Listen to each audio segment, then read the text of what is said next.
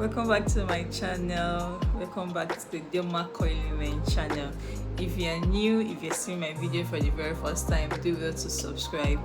If this is your second time, third time, or if you've been following since I started my channel, please do well to comment, like, and share my video. On today's topic, I'm going to be discussing why I stopped using raw oils and butters. I know it's a controversial topic, so this is my personal experience and my personal opinion. You are not subjected in any way to change your routine because I said so. Just do what works for you. So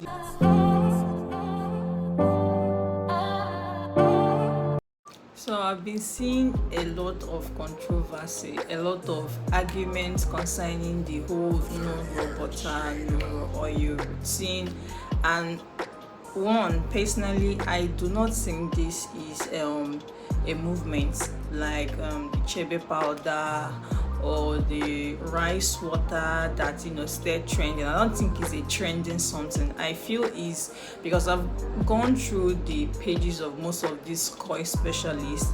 I've seen professional hairstylists, those that do this particular routine for their clients, and I've come to understand that this post started way back, just the same way you are not used to not using oils on your hair. They are used to not using they are used to removing raw oils and butters from their hair. I think one of the misconceptions that people get about this whole regimen or whole routine is that, one, they are not asking you not to use butters and oils. From what I understand, they're saying do not use the raw one. You know the way you can just walk into pharmacy or walk into a store and buy olive oil or buy almond oil. So they're basically telling you using these raw oils and raw shea butter, raw mango butter for the purpose of moisturizing your hair is not what it should be. That's not how it should be done. But if these oils are like put into well formulated products, why not? You can use them. So I stay following, or I discovered this routine in 2020. That should be ending of 2020, sorry.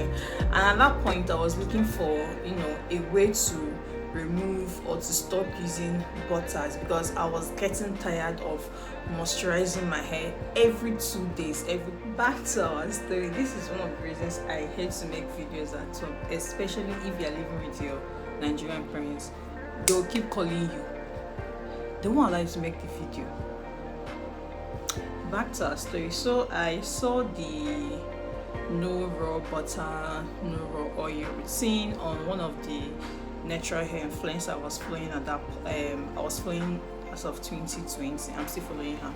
Her name is I Am That Natural Girl. So I'm like, when I saw it, I'm like, okay, this is actually making sense because, like I said, at that point I was tired of moisturizing my hair every single week. Like I was always adding, doing the whole leave-in oil and other method every single, like 3 or 4 times or 2 times in a week. So I didn't want to do that. One, because I'm lazy, and two, because of the course that I'm doing. So I have to do less work on my hair and every other part in general and do more work on my studies. So I was just looking for a routine somehow to just cut down all the unnecessary activities I was doing.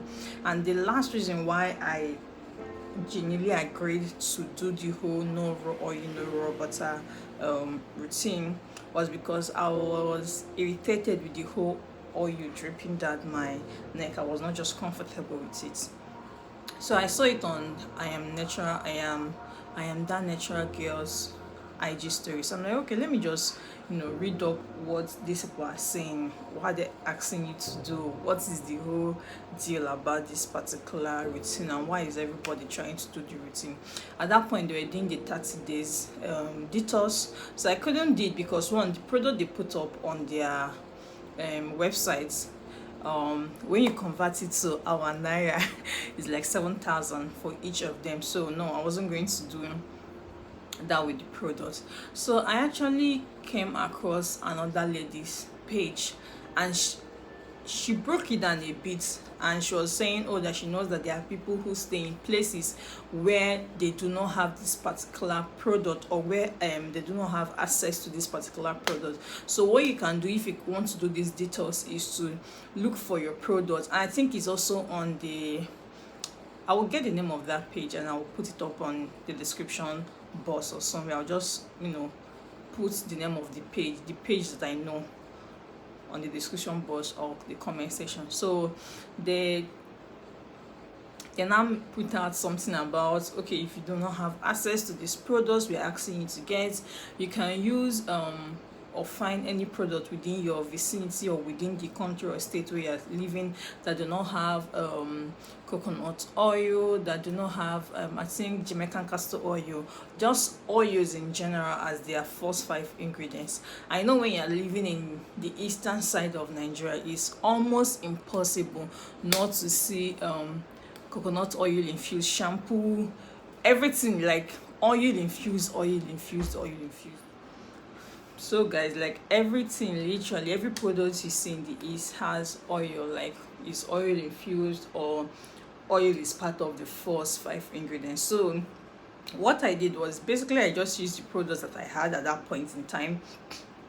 I slowly started doing the process. I did not just jump into it immediately. I just started doing it slowly. So I think I've said the first misconception people have about this particular routine is that they call it a trend, they call it a movement. If you say it's a movement, it's actually good, because at the end of the day, movements comes to they come to stay, especially when they have good reviews, good backup, and good feedback altogether. So if you say it's a movement, no problem. If you say is a trend, I sincerely don't believe it's a trend, because I've gone through most of these people's page and they started way back 2011, some as far back as 2010 and the rest. So when you're saying it's a trend, I don't think it's a trend personally. And 2 is I genuinely have a problem with people on both parts, extremists from both parts, people who believe so much in oils and butters, and then people who do not believe in oils and butters at all, or people who newly started removing oils and butters from their regimen. I mean, in as much as we are all trying to do what's best for our hair, I really do not think there's any reason why you should make someone feel bad for taking the decision they want to take. So what I'm saying is because I've seen on some people's story, they're like, oh, the whole no butter no oil something is like bullshit, like we don't get it, why are you doing this, it doesn't make any sense. I'm like, you've not even read about this people's research, you've not even checked if this is actually making sense, if it's in any way going to benefit the people doing it. You've never even asked anybody who is doing that particular routine, so how did you how is this working out for you, how do you go about your natural hair journey without using oil, raw oils and butters, and then you see people on the other end who are not using raw oils and butters, and you are trashing the people using raw oils and butters, forgetting the fact that raw oils and butters is like the holy grail of natural hair journey. So you cannot just one day come out and say, oh, everybody stop using raw oil and butters, and you expect them to surrender immediately. It's not even possible. Like, you have to prove to them over and over again. Some people will actually drop immediately. Like me, I was actually looking for a way out because I was tired of the whole routine. So if you come out there, some people that will immediately drop the whole raw oil and raw butter and be like, oh, we're not using this again. And there are people that you have to convince them, you have to give them reasons why they shouldn't be using these raw oils and butters. That is by the way for that. So another misconception I keep seeing and I keep hearing people say is the fact that you're only told to do a wash and go, you're only told to use a plant-based gel. I think it's a botanical gel or what that is called. So there is this other lady, she's also a koi specialist that I'm following on Instagram, and she made it known that there are actually three different stylers. Actually, she said a leave-in conditioner is not a styler per se, because it doesn't have as much hold as a gel or a mousse, I think that's what it's called, would have. So if you're going for a wash and go, you would either go for a plant-based gel that will hold your coils and will enable the wash and go last long. And if you're also going for a wash and go, still at the same time, you can go for a mousse that's volume at the same time. It's not really going to last for like a week, depending on the type of hold that the mousse have. Then if you're just going for all back, or if you're just going for a simple style, you can use your leave-in conditioner, but bear it in mind that a leave-in conditioner do not have as much hold as those ones. So because the other day I put it up on my WhatsApp business page, and somebody was like, oh, they're asking you to just use only gel and they're restricting you to wash and goes. Go to their pages, you're going to see twist, you're going to see a flat twist, you're going to see braids there, you're going to see all manner of hairstyles. Is now, what is your lifestyle, and what is your lifestyle, and what are you tailored for? Like, what is your lifestyle making you tailored for you to do? I don't know if you're understanding this. What is your lifestyle, and what kind of hair or hairstyle can your lifestyle permit you to do? That's what I'm trying to say. So that is all for that, for this very first part. In the second part of my video, I'm going to be talking about my personal experience. This is my personal view on the whole raw oils and raw butters. So I want to hear your personal view in the comment section. Like, how do you feel about this whole routine?